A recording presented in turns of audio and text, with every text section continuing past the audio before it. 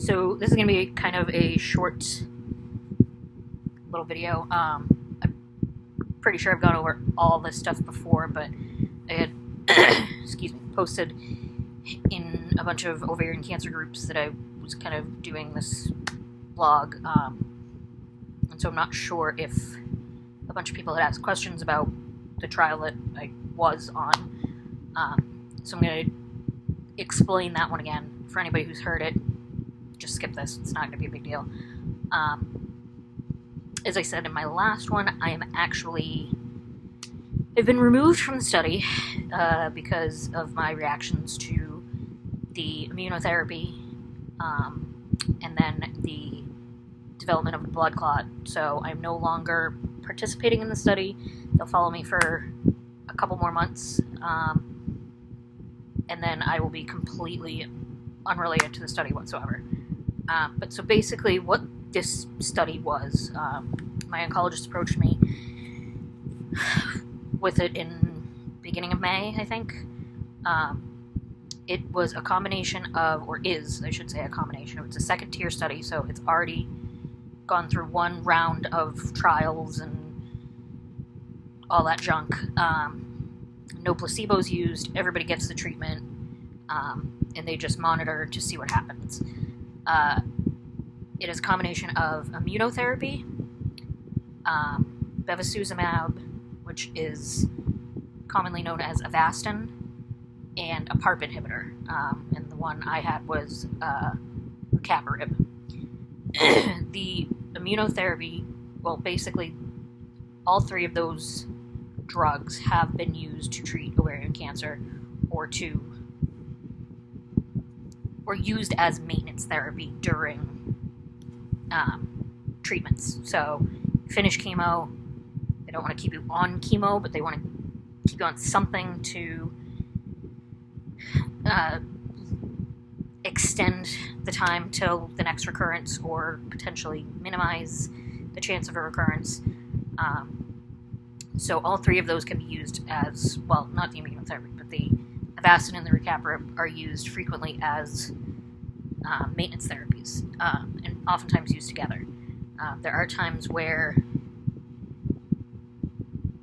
one or the other, either the Avastin or the rucaparib, has been used with the immunotherapies, but they've never used all three together. So this is one of the first studies to try to see if combining these three has any greater effect on treating ovarian cancer.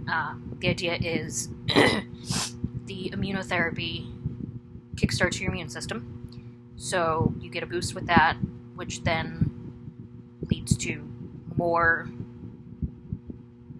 immune cells attacking your cancer cells. So you're basically calling in backup. You have your front line of white cells, troops, however you want to refer to it, and then you add this immunotherapy, it stimulates the immune system, and your immune system just floods your body with stuff that will attack everything and anything. Then there is the bevacizumab, which is, like I said, the commonly known as Avastin, which what that does is it prevents blood flow to certain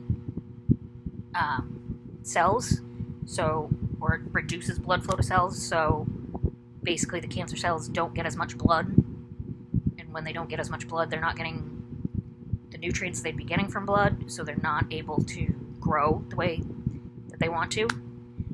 And then with the PARP inhibitor, from what I understand, the way PARP inhibitors work is they interact with cells in a way that prevents a damaged cell from repairing its own DNA.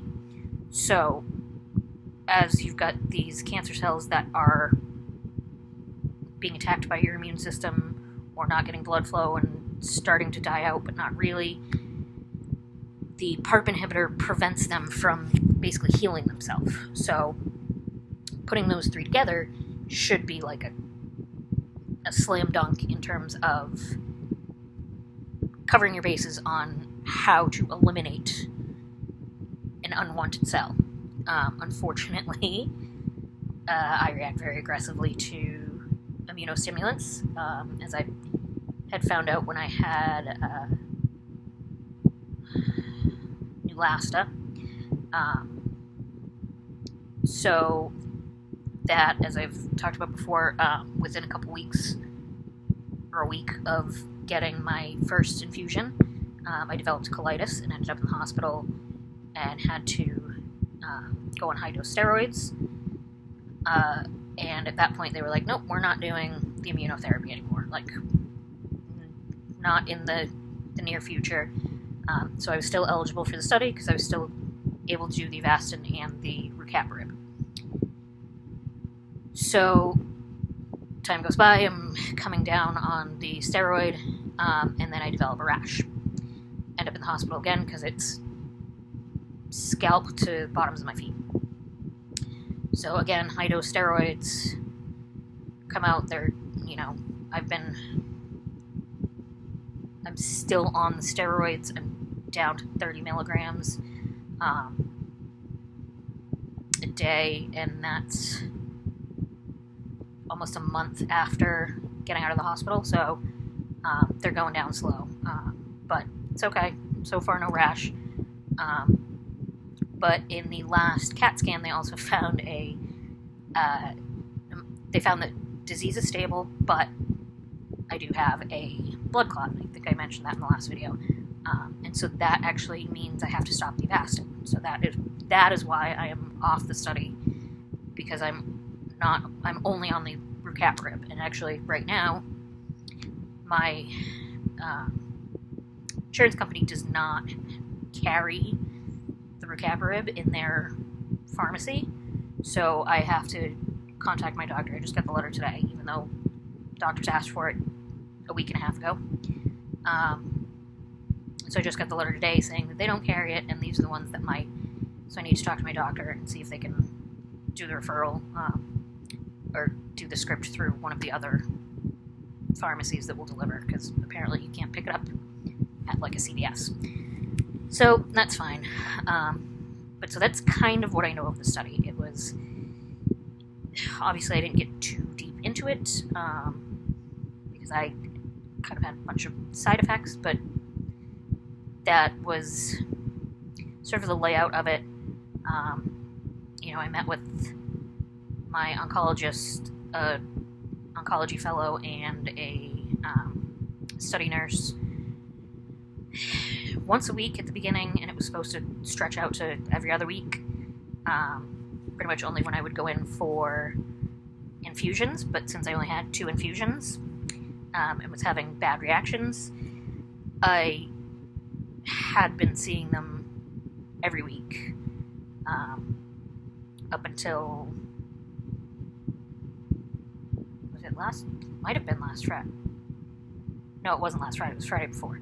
So I haven't seen them in a couple weeks, but I go next week. So I will have to see them still once or twice in Boston, just to close up with the study stuff, make sure I'm not having any lasting, lingering side effects, and then it'll go back to just normal,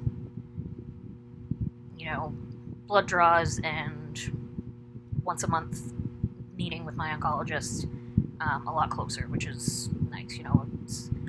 Boston's not far, maybe an hour, but if I can go to Needham, which is half an hour away, it's much easier. Especially since we don't know one of the effects from this trial, and we don't know if it's the meds or the steroids, is the tremor that I've talked about, and it's still pretty bad. So I'm not totally comfortable driving long distances just because I'm still learning this tremor and understanding it and figuring out when it's going to be bad and when it's going to be good and if it's going to get better or worse. So that's kind of the study stuff. Trying to think of what else I can mention about it. There were 3 local hospitals involved, all in Boston: Beth Israel, Mass General Hospital, and Dana-Farber. So those 3 hospitals are all involved in this study, or have patients involved in the study. So it was supposed to be, I could have been on it for, I guess they can do an immunotherapy treatments for up to 2 years. So I could have been on it for up to 2 years, but nope, I lasted like 2 months.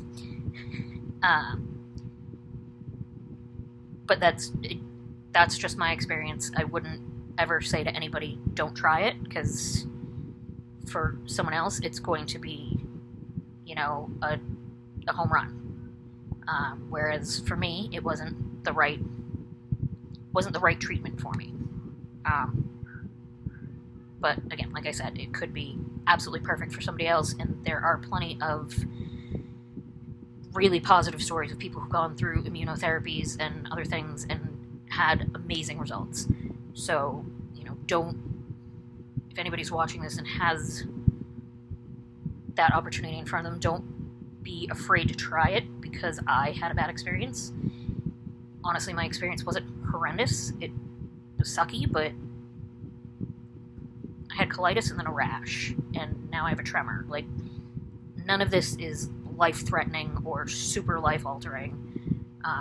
The tremor may be, but we'll see. Overall, I've been as healthy as you can be through this type of stuff. So, like I said, if an oncologist recommends or suggests an immunotherapy or something similar to this trial that I was on, don't be afraid to try it because of my experience. My experience is just one of thousands. There's still people, there's plenty of people that are still on that study, and there are people that are going to be on it for a while. It just wasn't right for me. If people have any questions about the study or how it impacted me particularly, please feel free to leave comments, or contact me on Facebook, whatever. I can answer questions to the best of my knowledge, and hopefully nobody's at the point where they're having to make huge decisions, but if they are, I can at least give you information on my experiences. Okay, so all this information is probably in other blogs I put up, or videos I put up. But I know there were some people in the different ovarian cancer Facebook groups that had asked a little more details on the study. So there you go, guys. Probably going to put up another short video just to catch everybody up on what is going on in general. So that's that, and I'll see you guys later.